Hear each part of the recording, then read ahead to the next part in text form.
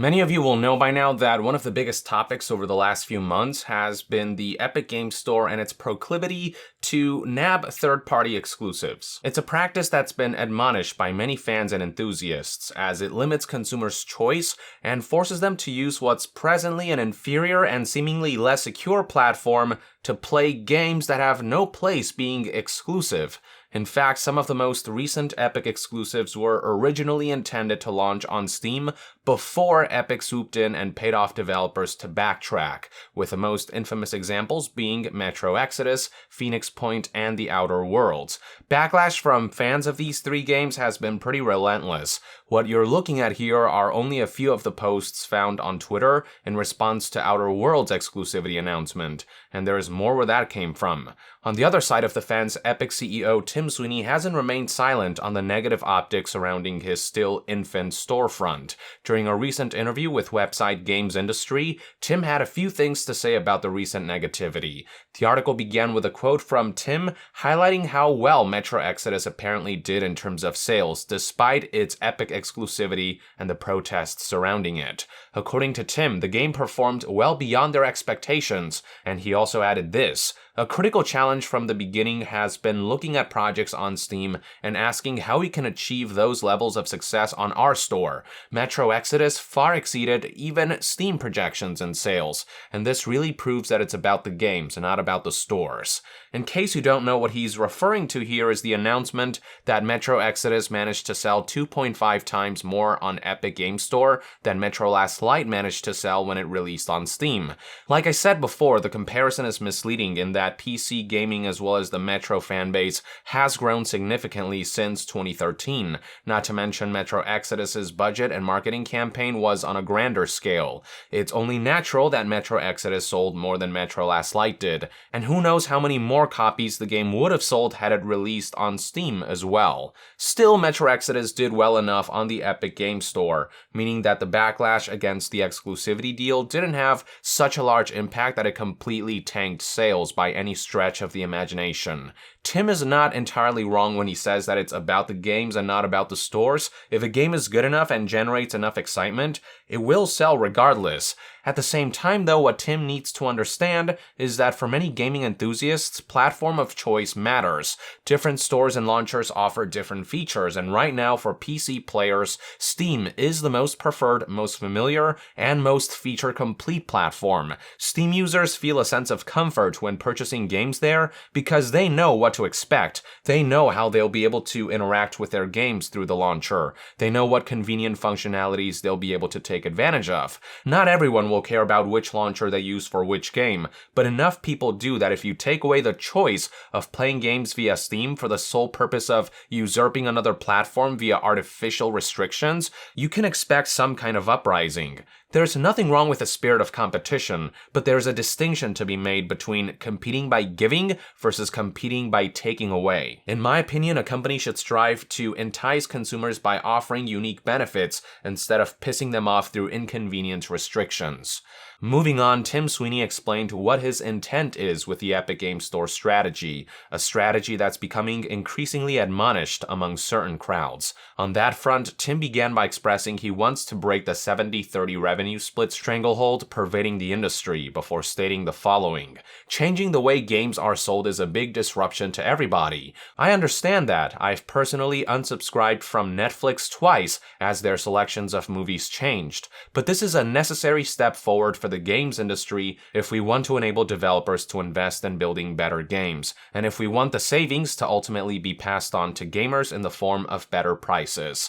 Ultimately, this is about making the industry a better place, starting with the terms available for developers. I understand gamers don't see that. They don't see the hardship of making a payroll and seeing the store suck out 30% of the revenue from it. It can be jarring to see the industry is changing in ways that are typically invisible to us as gamers. gamers. Let's get one thing straight here, Tim. Nobody's denying that Epic Games Store has the potential to make the gaming industry a better place. Nobody's rejecting the wonderful notion of developers getting a fairer pay cut. We celebrate the fact that you're offering developers an 88% cut across the board, far superior to Steam's 70, 75, or 80% depending on revenue targets reached. It's arguably Epic Games Store's best attribute, and what makes this attribute special is that it's a unique benefit that no other store offers and a great way to compete. Gamers don't disagree with the notion that platforms taking 30% of revenue is way too much, and I like that Epic is kickstarting this movement for other platforms to give developers a more reasonable piece of the pie. It is great that Steam is finally seeing competition, that Steam will be forced to step their game up and fix problematic aspects of their own store. Gamers see that, Tim. We're not stupid. You're not some enlightened being who sees something gamers don't. Recall that reception surrounding Epic Games Store when it was first announced was actually fairly positive. Most people liked the promise that the store offered both developers and consumers. But all that changed when Steam users began to feel as though the Epic Store was starting to hold coveted third-party games for ransom, basically saying use our service instead of Steam, or wait a year to play this game we paid to gate off. I'm sure developers are enjoying the higher pay cut and the generous cash infusion, but the gaming industry is a two-way street comprised of developers and consumers. It's great that developers are getting some benefits, but core consumers feel the exclusivity deals are ultimately detrimental to the PC gaming landscape and don't want to be complacent to that. Tim compared the disruption Epic Games Store is causing to when movies get rotated in and out of Netflix, but we are talking about apples and oranges here. Epic Games Store is a storefront where you purchase individual products directly, while Netflix is a subscription-based streaming service where you gain access to an entire library. They're completely different business models. What Tim really wants to compare Epic Games Store to is something like Amazon, YouTube, and other platforms where you can rent or purchase digital copies of movies directly. And when it comes to these stores, you don't really see one storefront artificially restricting the sale of major movie releases to another. Sure, Netflix has exclusive rights to subscription-based streaming for certain movies like Avengers Infinity War, and similarly, Amazon Prime has its own selection of exclusive movies and shows users can stream at no extra charge as part of their Prime subscription. But these movies can still be directly rented or purchased on Amazon and YouTube and whatnot. What Epic Store is currently doing is akin to if a new digital video service came along, still in its infant stages, lacking many core features and conveniences found in established platforms and media players like Amazon Video or YouTube, and paid off companies like Disney for the rights to sell movies like Avengers Infinity War exclusively on this new inferior platform. Yes, much like downloading the Epic launcher, it only takes a few minutes to go to this new video service's website or download its app, but it's still forcing people who are comfortable with more established and feature-complete platforms like Amazon or YouTube to use this crappier service because content was artificially gated off. It's not the end of the world, but it's still very much anti-consumer and frustrating. It artificially limits choice. You know how services like Netflix, Amazon, and YouTube are truly standing out from the pack by outputting their own original first-party content and offering unique services and features. They're not using their money to gate off existing third-party movies from other stores. They're investing in the convenience and efficiency of their platform, as well as in new movies and new shows that wouldn't exist otherwise. Netflix aided in the development and distribution of original shows like Stranger Things, Marvel's Daredevil, Jessica Jones, Luke Cage, Iron Fist, and Punisher, and many others, alongside movies like Okja and Polar, among many others. Amazon aided in the development and distribution of original shows like Bosch and The Man in the High Castle, as well as recently saved and acquired the sci-fi show The Expanse from cancellation, akin to how Nintendo saved and acquired Bayonetta from cancellation. YouTube, while behind on high-budget original content, has the unique benefit of offering content produced by YouTubers. Epic needs to follow a similar model and invest in bolstering their launcher and its features, and in creating their own compelling original games. They need to throw money into making their own new content rather than snatching up existing content of others. Anyway, next up, Tim Sweeney highlighted how Epic exclusives can also be bought in the Humble store as an alternative, saying that he's working with other highly reputable stores to enable more options. But Steam is the standard and the most feature-complete store right now for PC gamers, so by stripping away that particular option, that's a sizable crowd of enthusiasts he's going to keep pissing off. From there, after expressing developers need to hold strong when it comes to criticism as they do things that are, quote, necessary for the industry, Tim expressed how he even hopes to get companies like EA, who are establishing their own store, on board, how he believes major publishers are building their own stores and launchers because they weren't getting a fair cut on Steam, and how he believes the world deserves lots of stores for lots of healthy competition. Yeah, I don't know about you, but I'd personally hate to live in a future in which every game company and their mothers have a proprietary launcher, each with their different policies and features and their distinct pros and cons.